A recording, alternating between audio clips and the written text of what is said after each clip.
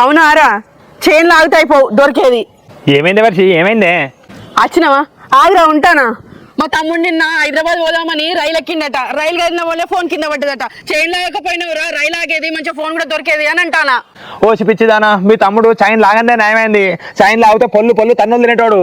Phone కింద పడ్డదట, డబ్బున chain లాగితే fine కట్టేటాడు గంతే. దాన్ని తన్నులు తినడానికి ఏమున్నది?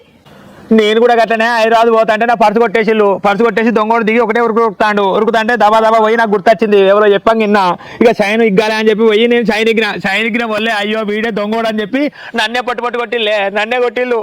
నీ పర్సు పోయినాక నువ్వు చైన్ ఎక్కితే నిన్నెందుకు పొలు కొట్టిర్రు? ఏమోనే, పర్సు కొట్టేసి వాడు దబా ఉరుకుతాంటే నాకేం అర్థం కాక ఒక మెడల్ చైన్ టపక్కుని ఎగ్గిన వల్లే అందరు నన్ను దొంగోడు అని ఒకటే కుదురు. ఓ అప్పుడు ఈపులో మస్తు ఉబ్బినాయి అంతా. ఓష్, నీ పాడు మెడల్ వేసుకున్న చైన్ ఎగ్గినవా? చైన్ ఎగ్గుతేనే కాదే రైలు అవుతుంది అన్నారు.